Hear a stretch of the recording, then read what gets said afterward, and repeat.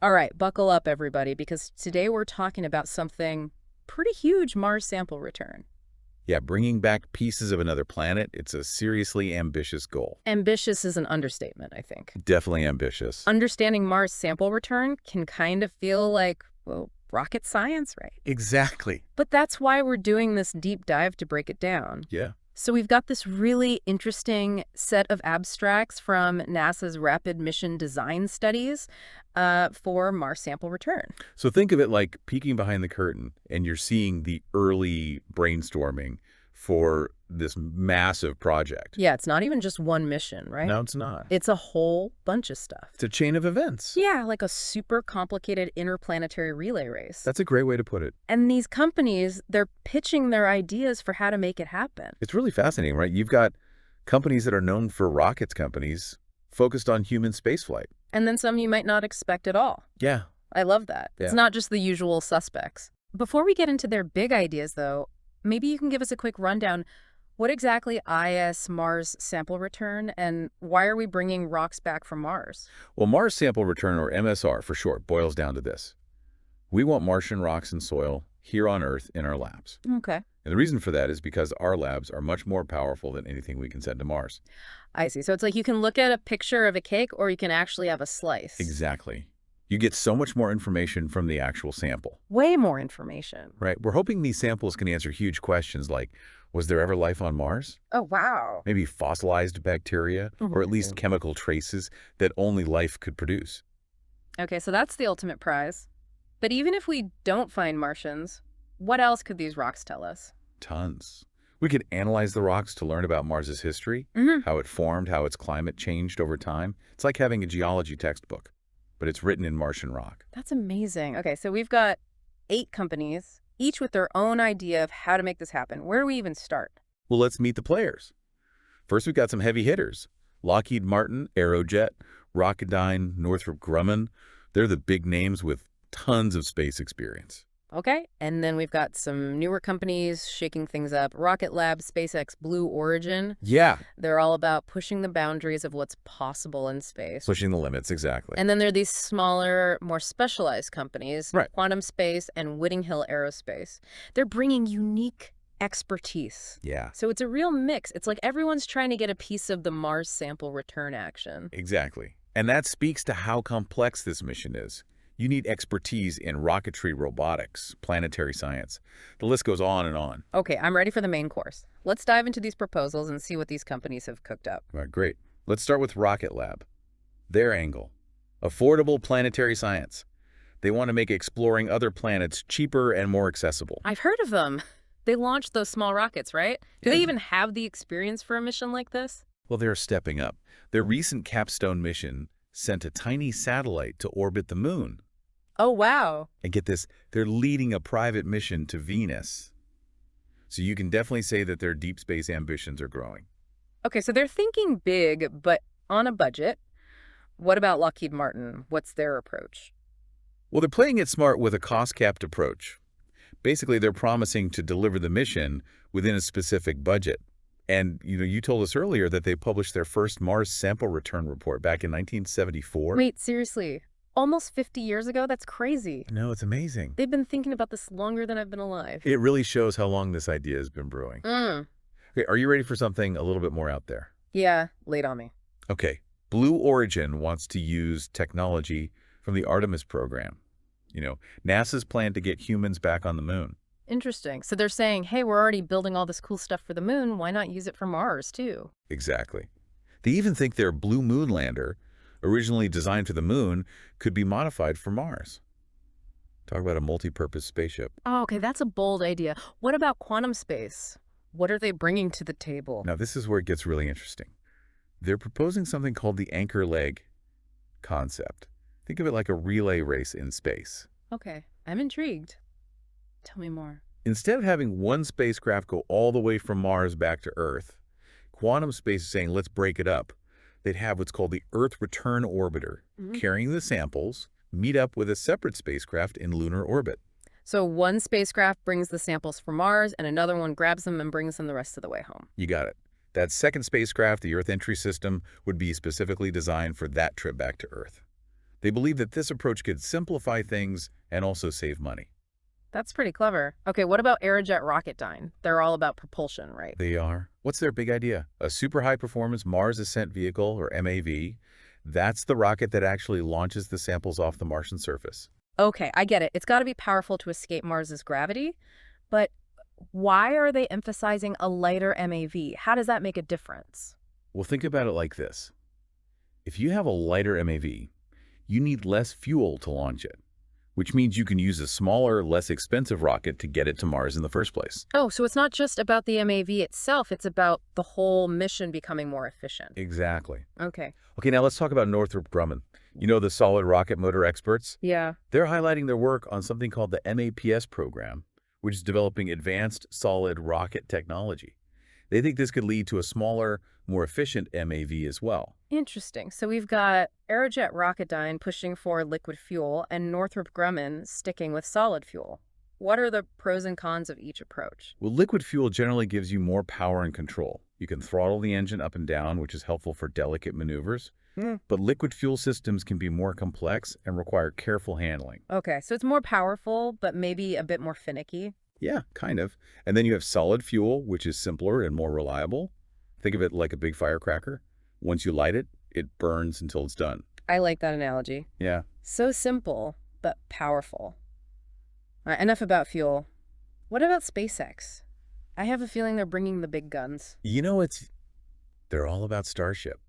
They're massive spacecraft designed for deep space travel. They think Starship could completely change the game for Mars sample return. Yeah, Starship is like the monster truck of spacecraft. Yeah. But it's still in development, right? Is that a risk? It definitely adds another layer of complexity. But SpaceX is known for pushing boundaries. They're not afraid to take risks, and they're not just talking about bringing back samples. They see Starship as a platform for all sorts of scientific activities on Mars. Wow, so they're thinking way beyond just grabbing a few rocks. Yeah. What about Whitting Hill Aerospace? What's their angle? They're going for simplicity and efficiency with a single-stage MAV that uses a hybrid rocket motor. Okay, a hybrid rocket motor. I'm not familiar with that. What's the advantage of using a hybrid rocket motor? Well, it combines aspects of both solid and liquid fuel systems. They essentially use a solid fuel grain and then inject a liquid oxidizer into the combustion chamber. This can give you some of the performance benefits of liquid fuel while keeping the system relatively simple. So it's like the best of both worlds. That's what they're hoping for. Yeah. And you're seeing all these different approaches because remember that Martian ascent vehicle is absolutely crucial to the mission. Right.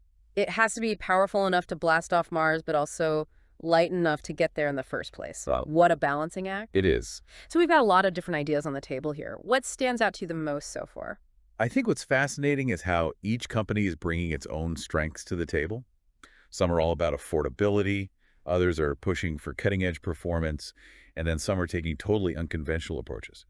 Yeah, it's like a buffet of ideas for how to pull off Mars sample return.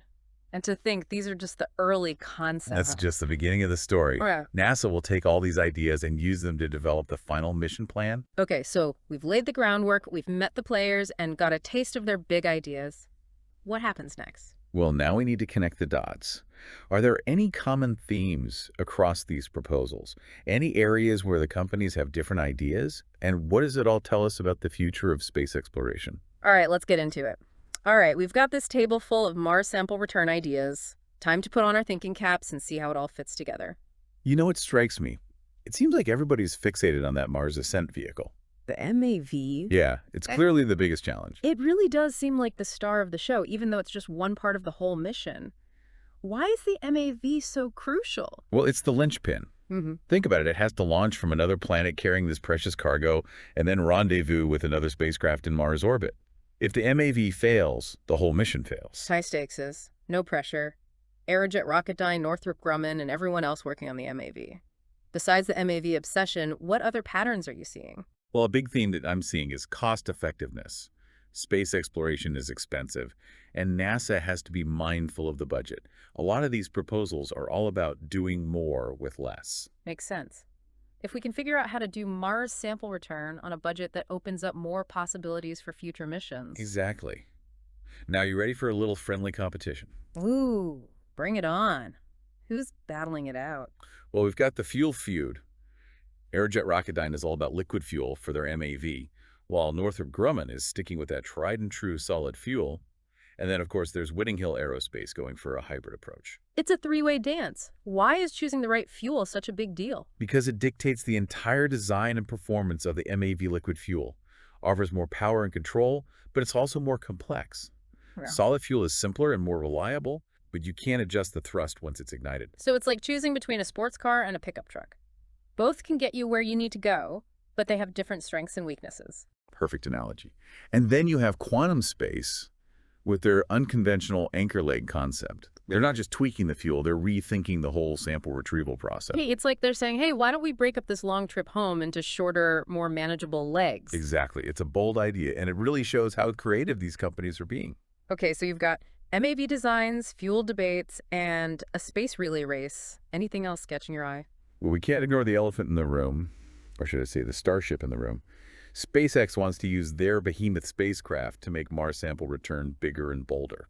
Yeah, Starship is the wild card here. It has the potential to revolutionize how we do things in space, but it also comes with its own set of challenges. It's a high-risk, high-reward proposition. If it works, it could open up incredible possibilities for Mars exploration, but it's still a big if. So with all these different ideas swirling around, are we seeing any connections or overlaps between the proposals? Definitely. A lot of the companies are focusing on reusability, for example. They're designing spacecraft that can be used for multiple missions, which could significantly reduce costs in the long run. That makes sense. It's like investing in a good pair of hiking boots. You want something that will last for many adventures. Exactly. Yeah. We're also seeing a lot of interest in autonomous systems using robots and AI to handle tasks that humans currently do. Oh, that's interesting. Why the push for automation? Well, robots don't need food, water, or oxygen. They can operate in harsh environments without complaint, and they can perform tasks with incredible precision. Right, so robots are ideal for the repetitive or dangerous or just highly specialized tasks that are part of a mission like Mars sample return. Exactly. And this trend toward automation isn't just limited to Mars sample return. It's happening across the entire space industry. It makes you wonder, what role will humans play in space exploration in the future? Will we be the mission controllers guiding robots from afar? That's a big question. Mm. And it's one that these proposals are forcing us to grapple with. So it seems like these proposals are not just about bringing rocks back from Mars. They're also about pushing the boundaries of what's possible in space exploration and shaping the future of the field. Absolutely. Yeah. And they're doing it in a way that feels both pragmatic and wildly ambitious at the same time. Huh? You know, they're acknowledging the constraints of budget and technology while also dreaming big about what we can achieve in the decades to come. It's like they're saying, hey, we know this is hard, but let's do it anyway. Let's push ourselves and see what we're capable of. Exactly. And that spirit of innovation and determination is what makes this whole endeavor so exciting. Okay, so we've seen how these companies are tackling the technical challenges of Mars sample return, but what about the bigger picture? What are the long-term implications of this mission? What will we learn from these Martian rocks? And how will it affect our understanding of our place in the universe? Those are the big questions we're going to tackle next. Okay, so we've covered like the nuts and bolts of these Mars sample return proposals, Mhm. the MAVs, the fuel debates, the retrieval concepts. But now I'm kind of curious about the bigger picture. It's not just about the how, right? Right. It's about the why. Yeah, what's the payoff of all this effort? What are we actually hoping to learn from these Martian rocks? We talked about finding evidence of past life, but I mean, there's got to be more to it than that. Oh, absolutely. Think of these samples as like a Martian time capsule. Billions of years of history are locked in those rocks. Yeah. Analyzing them could tell us how Mars formed, how its volcanoes erupted, how its climate shifted over time. It's like reading a history book, but instead of words, it's written in minerals and isotopes. Exactly. And that history can tell us if Mars was ever truly habitable. Was there flowing water? Were there the right ingredients for life to emerge? That ties into the whole question of whether humans could live on Mars someday, right? Absolutely. These samples could reveal whether there are underground reservoirs of water deposits of minerals that we could use for resources. It's not just about looking back. It's about looking forward to a potential Martian future. So it's not just about rocks, it's about unlocking secrets that could shape our understanding of the solar system and even inform our own future. Right. And there's another layer to this, too. Think about the technology we'll have to develop to pull off Mars sample return robotic systems for collecting and handling samples, precision landing techniques, new propulsion systems. It's like that saying, necessity is the mother of invention. We're pushing the boundaries of what's possible because we have to achieve this goal. Exactly. And those technologies, once developed, they can have applications here on Earth too. Advances in robotics, materials, science, even things like remote sensing. They can all benefit from the innovations that are spurred by space exploration. So it's like this ripple effect. Yeah. We invest in Mars sample return, and it pushes us to develop new technologies that benefit everyone. Precisely. It's an investment in our future, not just our understanding of Mars. Yeah. And, it goes beyond the practical benefits too. Think about the inspiration it provides. Oh, yeah, for sure. Landing on Mars, bringing back pieces of another planet, that's the kind of stuff that sparks imagination and encourages young people to pursue careers in science and engineering. Absolutely. It shows what we're capable of when we set our minds to something truly challenging. And who knows what discoveries await us in those Martian samples. Maybe it's something that completely changes our understanding of life itself. Okay, now I'm really getting excited. So where do we go from here? We've got all these proposals, all these ideas. What's the next step in this journey? Well, NASA has a big decision to make.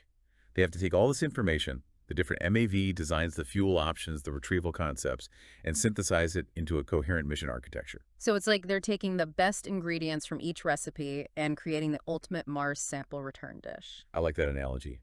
And it's important to remember that this is an iterative process. There will be more studies, more tests, more refinements along the way. So this isn't the end of the story, it's just the beginning. Yeah, just the beginning. We're still in the early chapters of Mars sample return, and the most exciting parts are yet to come. That's a great way to put it. Mm-hmm. And that's the beauty of exploration, right? It's a journey of discovery with twists and turns along the way.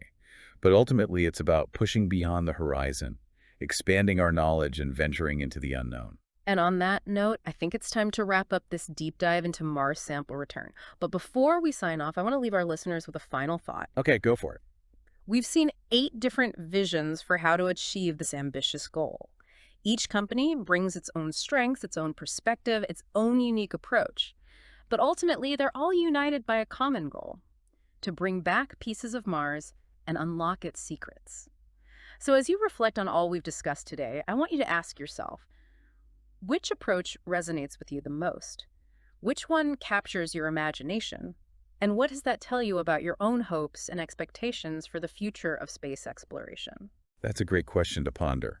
Because at the end of the day, Mars sample return isn't just a scientific endeavor. It's a reflection of our collective curiosity, our desire to explore, and our yearning to understand our place in this vast universe. So keep exploring, keep questioning, and keep looking up. The future of space exploration is unfolding before our very eyes, and it's going to be an incredible ride. Thanks for joining us on this deep dive. Until next time.